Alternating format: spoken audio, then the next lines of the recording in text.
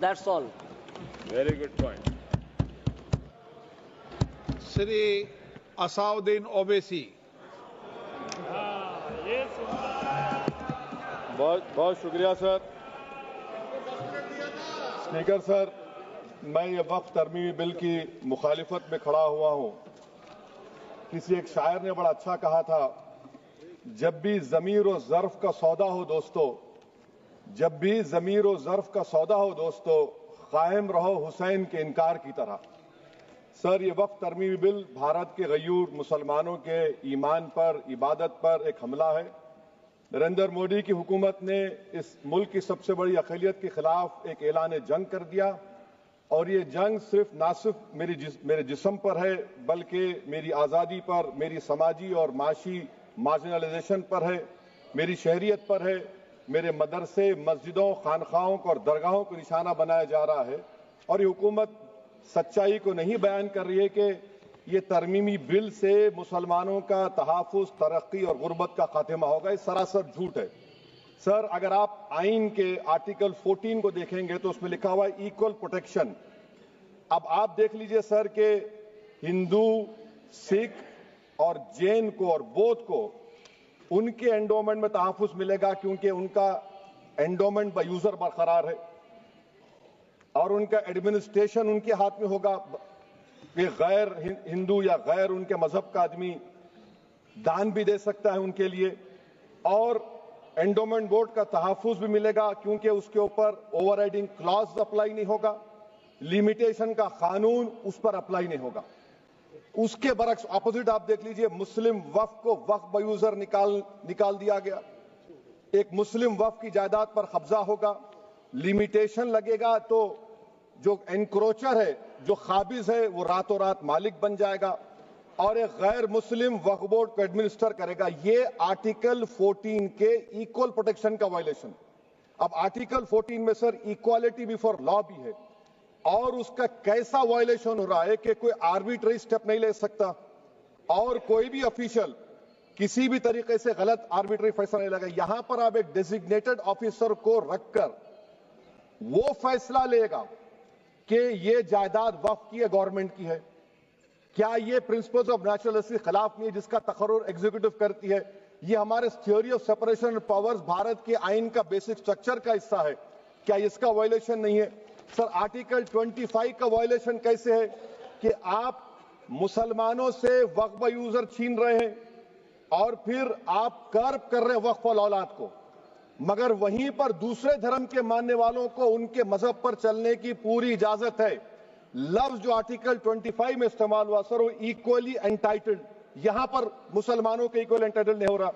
अभी हम गृह मंत्री का, वजीर दाखिला का यहां पर उनका हमने तकरीर सुनी, यहां पर वो ये कहते हैं, वजीर दाखिला, शायद वो कटमुल्ला की जबान ना कह दें, वजीर दाखिला कहने पर वजीर दाखिला ने अपने बयान में कहा कि बोर्ड और काउंसिल जो होगा वो माने वक्फ इस्लाम से अलग है।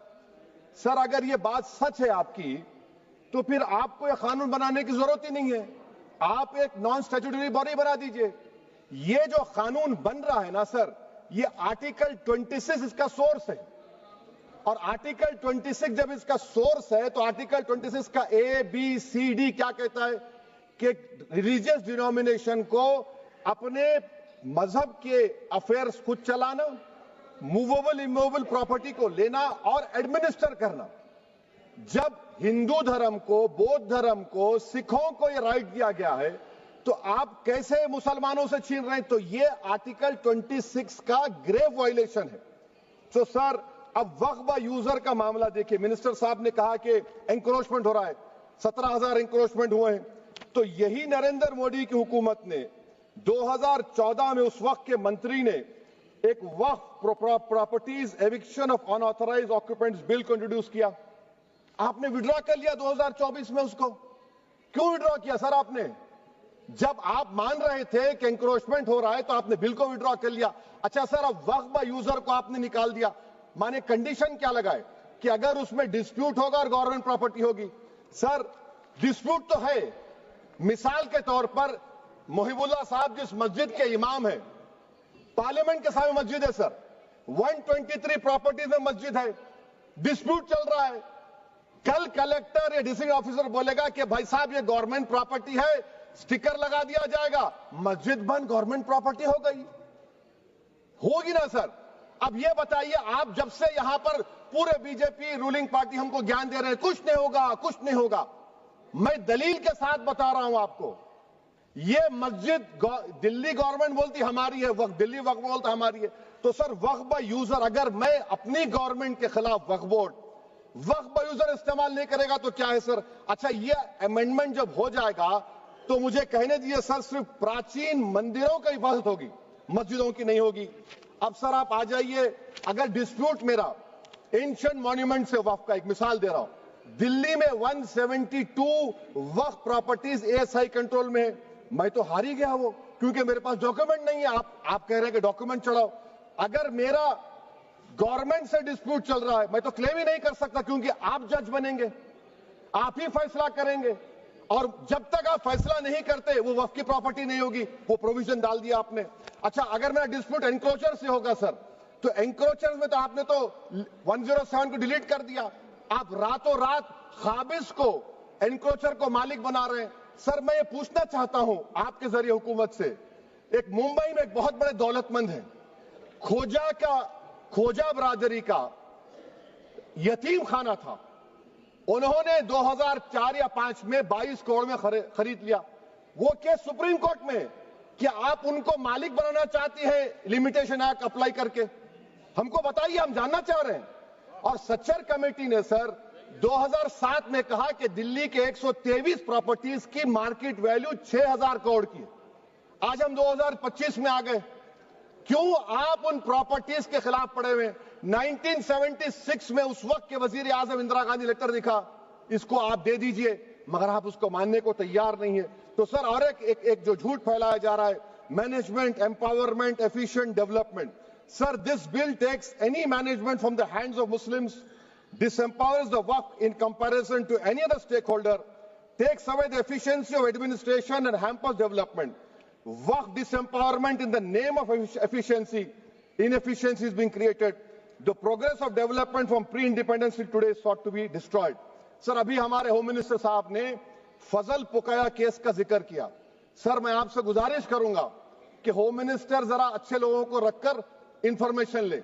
फजल पुकाया का ऑबिटर क्या है? इट इज ऑबिटर, वो रेशियो डिसेंडेंटाई नहीं है जो आपने कहा है। अच्छा सर, शेड्यूल ट्राइब के बारे में कहा, क्या शेड्यूल ट्राइब में मुसलमान नहीं होते? शेड्यूल कास्ट में नहीं होता मुसलमान, शेड्यूल ट्राइब में मुसलमान होता। तो क्या आर्टिकल 25 मेरा चला गया, आर्टिकल 26 चला गया, आर्टिकल 14 चला गया, 15 चला गया, 29 चला गया? लक्षद्वीप का एक मुसलमान एमपी है, क्या उसको राइट नहीं है क्योंकि ट्राइबल है? क्या कह रहे हैं आप?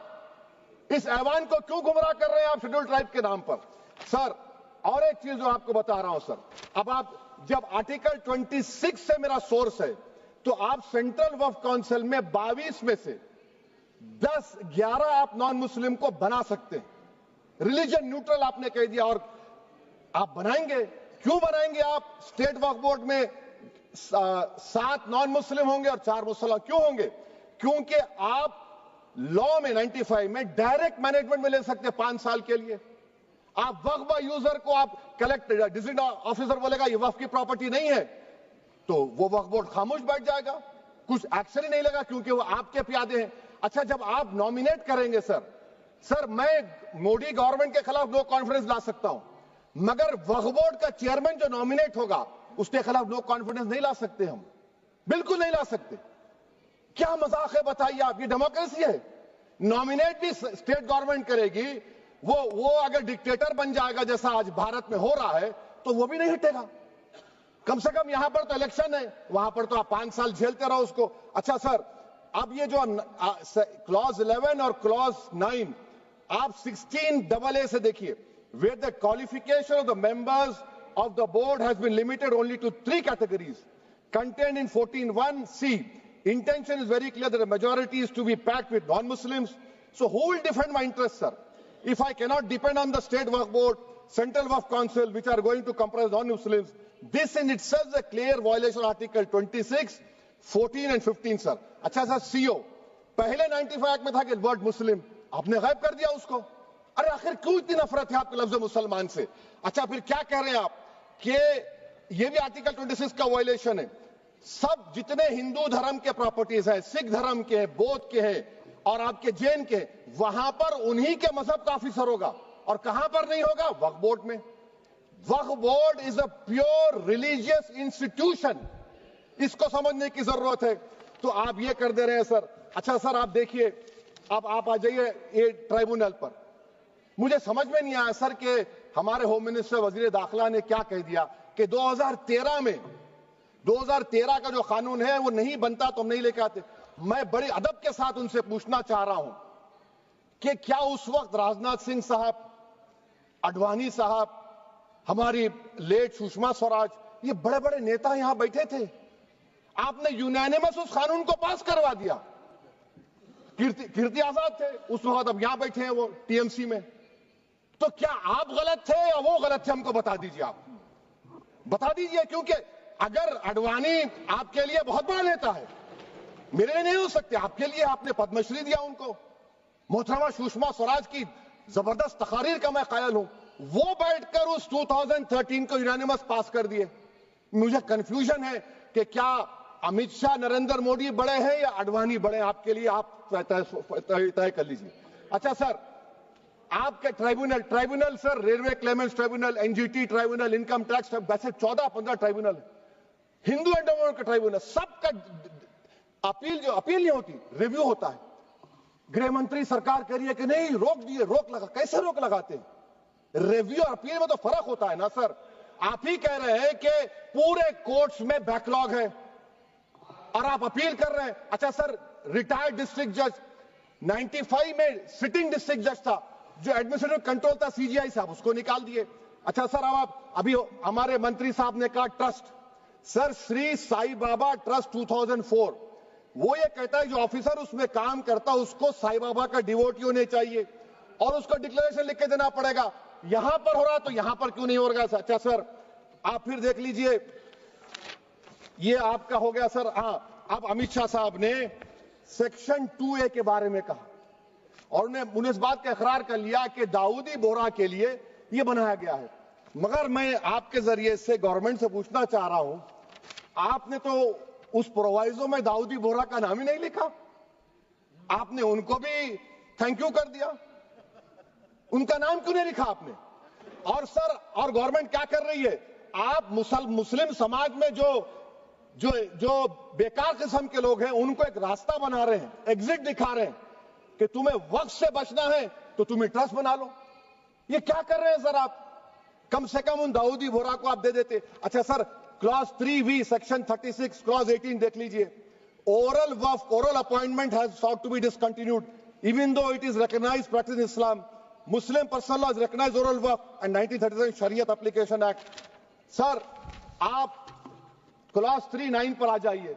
5 साल के लिए मुसलमान। मैं किरण रिजिजू से पूछना चाहता हूं, सर दाढ़ी रखे तो मुसलमान प्रैक्टिसिंग है या क्लीन शेव आपकी तरह है? तो बताइए हमको, प्रैक्टिसिंग क्या होगा? अच्छा, किसी को पकड़ के मॉब लिंच कर दिया और बोले कि JSR का नारा लगाया, और वो JSR का नारा लगाया तो क्या मुसलमान रहेगा? नहीं रहेगा।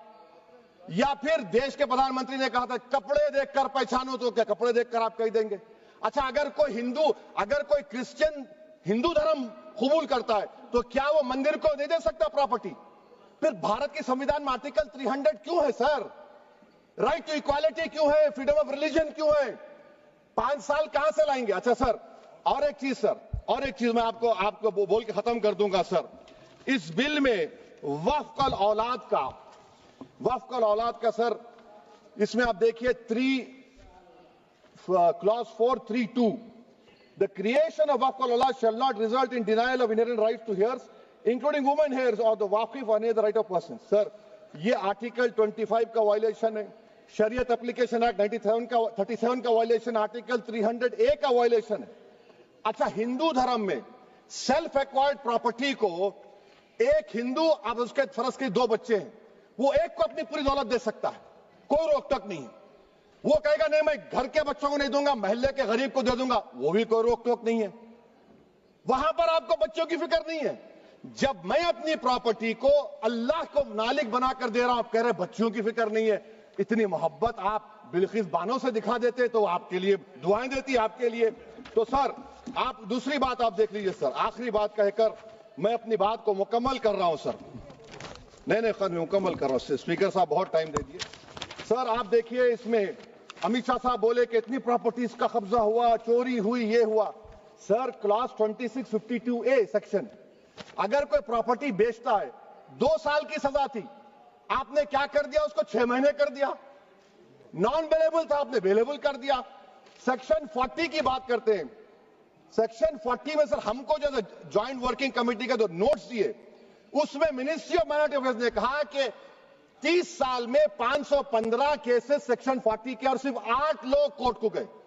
वक्फ यूजर का कानून तेलंगाना आंध्रा में है, सेक्शन 40 का कानून तमिलनाडु 63 है, आंध्र प्रदेश में 43 है।